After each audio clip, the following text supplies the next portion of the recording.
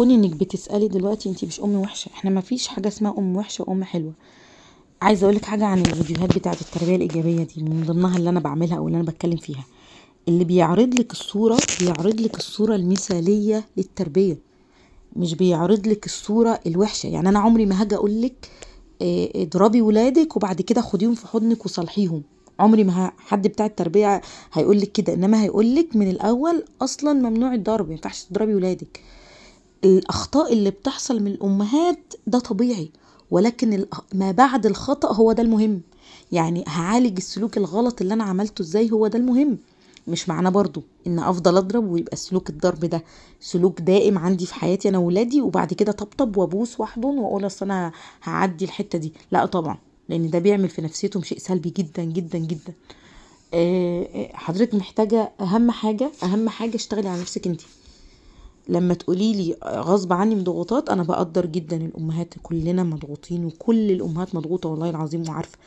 بس الام اللي ما بتشتغلش على الضغوط دي وتعرف المفروض تتصرف فيها ازاي، يبقى عندها مشكله. انت محتاجه تشتغلي على اللي انت فيه الاول. طيب انا مضغوطه ليه؟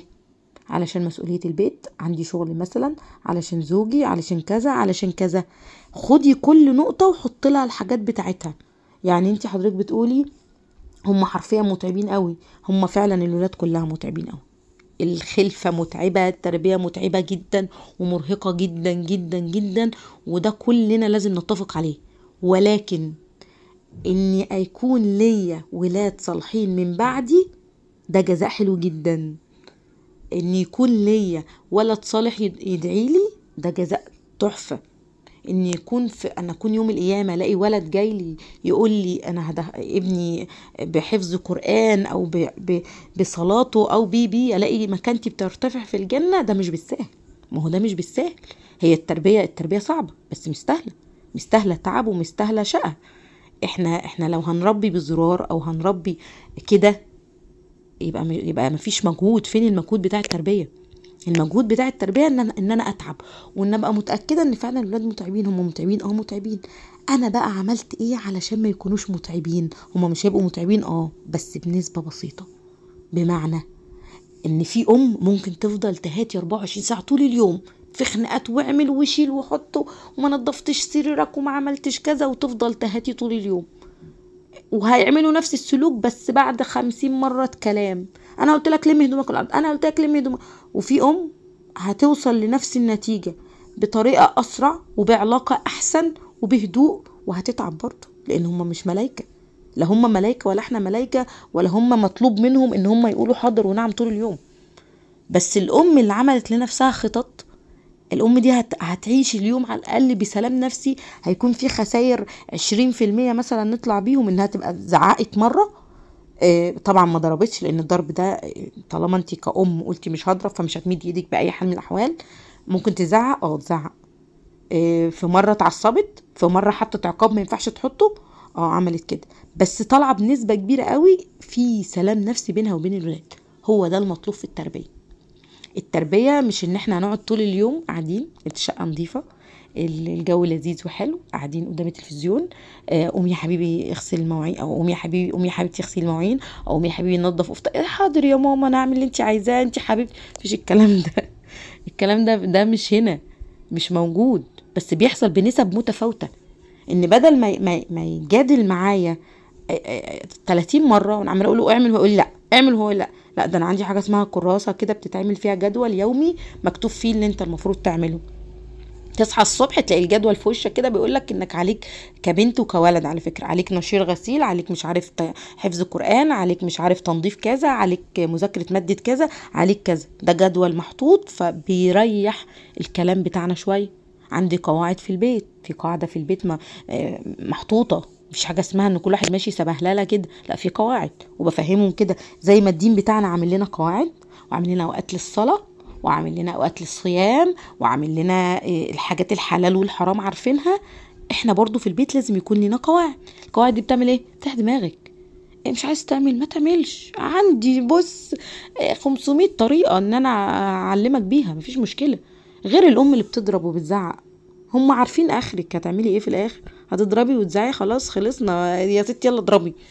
مش ساعات بيقولوا كده يلا اضربينا وخلاص وريحينا، وان ما قالوهاش يعني ان ما قالوهاش ليكوا بيقولوها لنا. يبقى تاني، كلنا بنحارب، وكلنا في التربية بنحاول على قد ما نقدر، وكلنا هدفنا السعي.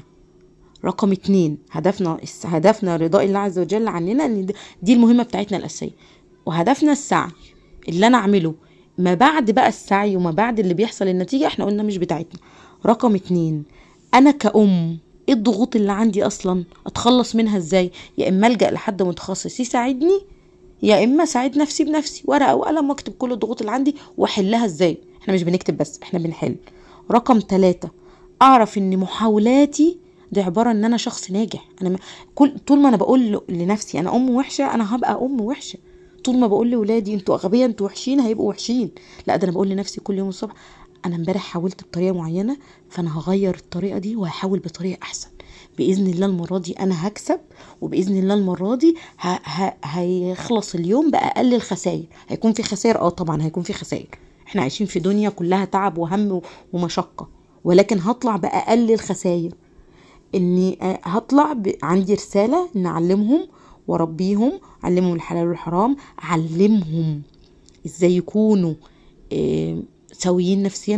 ودي من اهم الحاجات على فكره، انه يكون سوي نفسيا، انه يقدر يعبر عن نفسه، انه يقدر يكون عنده ثقه بنفسه، يعني يبقى واقف في وسط الناس مش خايف، يعني يعرف يعمل علاقات مع الناس كويسه، يعني ايه يكون شخص ايجابي قادر يؤدي حاجه للمجتمع بتاعه ولنفسه. كل الحاجات دي ما بتجيش بس من نقطه ايه ان انا بشخط وبزعق طول اليوم. حطي اهداف لتربيتك لولادك عامله ازاي، اعرفي انماط ولادك عامله ازاي. كل الكلكعه دي حاجات كتيره، حاجات كتيره، بس ده دوري.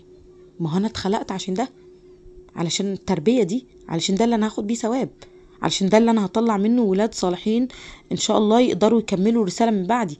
علشان بعد كده لما ابقى جده ويبقى عندي بنت وولد، ده بيتجوز ده بيتجوز، بيبني بيت تاني صالح، وبشوف نتيجه دي قدام عيني.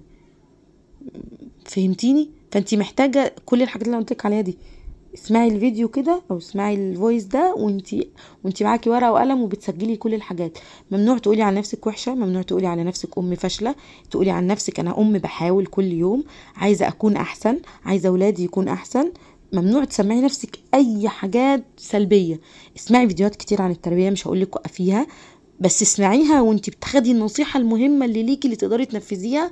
ولو مش قادره تنفذيها تسالي حد، تستشيري حد، تخلصي من الضغوطات اللي عندك. وعلى فكره الموضوع ده مش صعب، الموضوع ده سهل جدا والله، وبيريح نفسيا جدا جدا جدا. البني ادم او الام بالذات لما بتعرف ايه الضغط النفسي اللي عندها وتتخلص منه، بتوصل لها فكره ان لا، ايه ده، انا اقدر استمتع على فكره بتربيه ولادي. انا مش في هم، انا مش في نكد طول الوقت، انا في رحله حلوه محتاجه ان انا انبسط بيها واستمتع بيها، محتاجه ان انا اعمل وقت لنفسي، وقت لاولادي، وقت لزوجي، وقت لاصحابي. كل ده بيبقى موجود، والله بيبقى موجود وبيتعمل وبيبقى زي الفل.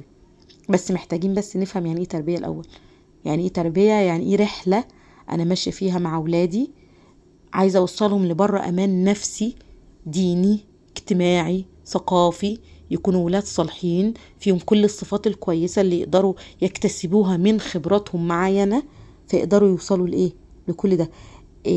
لما بتحطي قانون ممنوع الضرب هتنفذيه على نفسك قبل ولادك. لما بنحط ضغوطات، بنشيل الضغوطات اللي علينا ونتعامل معاها، هنعرف نحل وهنبقى كويسين وهنعرف نستمتع. هي التربية ممكن نستمتع بيها، والله العظيم بنقدر نستمتع بيها جدا ونتبسط مع اولادنا، ومش نتبسط في خروج. على فكرة الناس بتبقى فاهمة عاملة علاقتك حلوة مع اولادك تقول لك بنخرج وبنروح وبنيجي. مش دي الخروج، مش ده العلاقة الحلوة. العلاقة الحلوة يعني بنتي في عز مشاكلها وفي عز الحاجات الغلط اللي بتعملها بره تيجي تحكيها لي من غير اي خوف، ان في عز ما هي محتاجة حد تكون مامتها اللي في دماغها قبل اي حد. وده بيجي منين؟ بيجي برضو من قربي منهم، تفهمي لمشاكلهم، تقبلي لأخطائهم قبل إنجازاتهم. احنا في إنجازاتهم بنطير وبنفرح وبننبسط جدا، طب وقت أخطائهم بنعمل ايه؟ هو ده اللي بيحدد علاقتك بولادك عاملة ازاي.